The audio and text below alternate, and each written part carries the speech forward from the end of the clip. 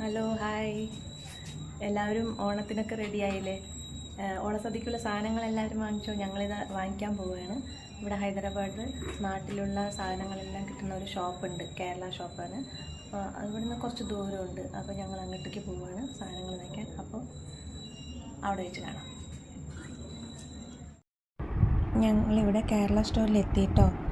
ഇനി നമുക്ക് ഇതിൻ്റെ അകത്ത് പോയിട്ട് എന്തൊക്കെ സാധനങ്ങൾ വന്നിട്ടുണ്ടെന്ന് നോക്കാം ഓണത്തിന്.